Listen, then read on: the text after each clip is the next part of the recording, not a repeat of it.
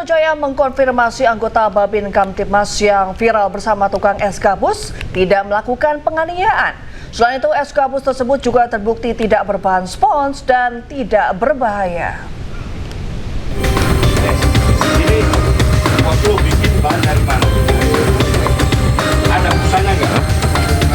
Polda Metro Jaya telah memeriksa anggota Babin Kamtibmas yang menuding pedagang es gabus menjual produk berbahan berbahaya.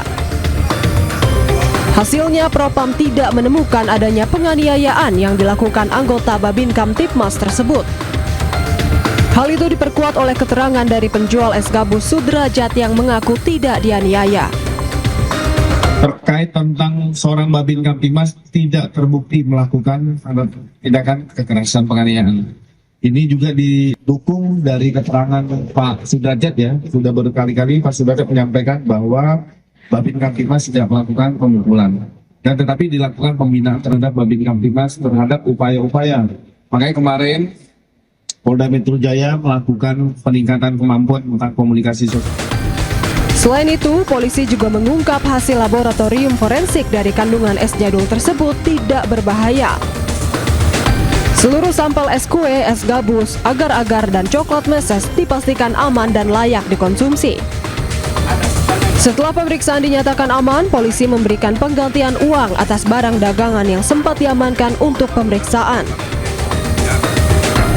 Sebelumnya, Sudrajat dituduh menjual es kue berbahan spons dan digerebek anggota Babin Kamtibmas dan Babinsa di kawasan Kemayoran, Jakarta Pusat. Kapolsek Kemayoran membantah anggotanya melakukan penganiayaan dan hanya menangani aduan masyarakat. Setelah diselidiki tim keamanan pangan Dokpol Polda Metro Jaya, es tersebut tidak mengandung bahan berbahaya. Tim Liputan iNews melaporkan. Pemirsa, Propam Polri tengah memeriksa oknum anggota Polsek Cilandak dalam kasus dugaan rekayasa berita acara pemeriksaan kasus penganiayaan menjadi narkoba. Ya, kasus ini mencuat usai video viral di media sosial di mana seorang warga yang diduga sebagai pelapor terlihat menegur dua anggota polisi yang tengah berjaga. Pelapor menyoroti kejanggalan dalam isi laporan yang akan ditandatanganinya. Ia menilai berita acara pemeriksaan yang disodorkan tidak sesuai dengan hasil klarifikasi awal terkait dugaan penganiayaan yang dialami oleh terlapor. Dalam keterangan disebutkan bahwa ada tulisan timbangan narkoba dalam BAP. Tapi kenapa di BAP saya terlampir barang-barang? Melakukan langkah-langkah tentang kejadian yang ada di Polsek Cilandak. Ya, langkah-langkah kita yang pertama kita menurunkan dari tim Propam Polres Metro Jakarta Selatan. Ya, yang kedua juga kita dari pihak Propam akan memanggil, mengklarifikasi ya yang melaporkan itu. Kemudian dari pihak Polsek juga terus akan melakukan langkah-langkah proses ya yang memang ini nanti akan kita lanjutkan terus. Mereka sudah dilakukan pemanggilan dan sudah dilakukan pemeriksaan untuk dimintai keterangan. Pemirsa, pihak kepolisian membantah perihal pemeriksaan ayah Lula Lava di Polres Jakarta Selatan hari ini. Hal itu karena proses hukum terkait kasus tersebut telah resmi dihentikan.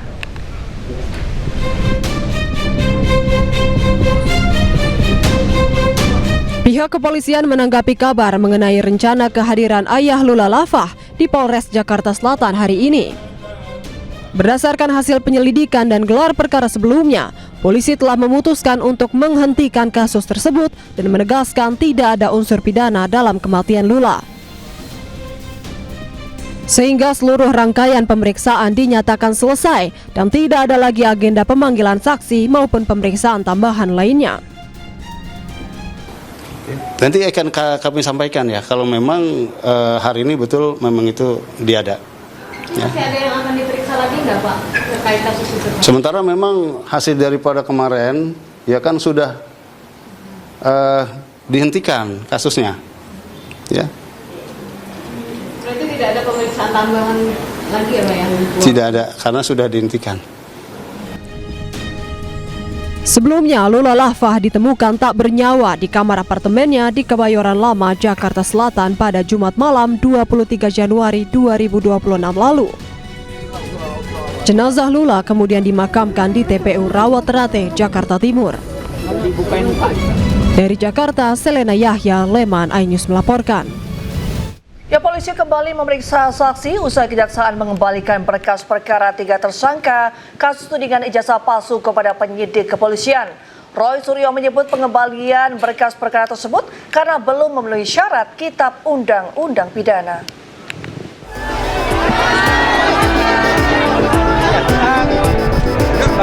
Kejaksaan mengembalikan berkas perkara 3 tersangka kasus tudingan ijazah palsu kepada penyidik kepolisian.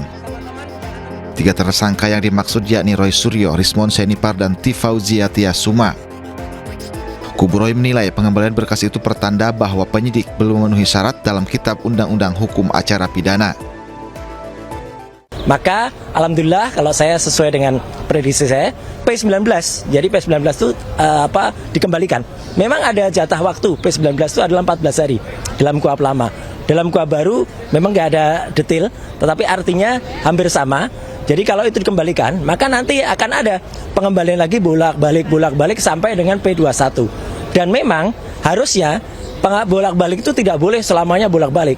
Memang nanti kalau kemudian jaksa peneliti atau kejaksaan itu melihat berkasnya ini tidak komplit atau tidak memenuhi syarat, ya bisa berhenti. Artinya selesai, artinya perkara tidak jadi naik, tidak jadi dilimpahkan tapi tidak bisa naik, dan akhirnya perkara harus di SP3 atau berhenti.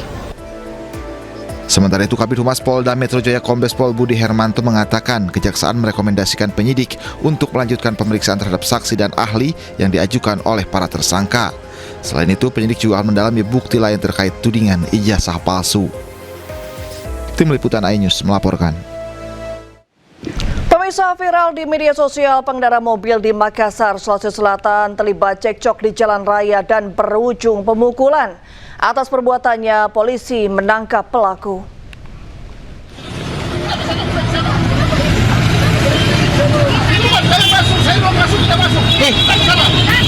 Viral di media sosial, 2 pengendara mobil terlibat cekcok di kota Makassar, Sulawesi Selatan.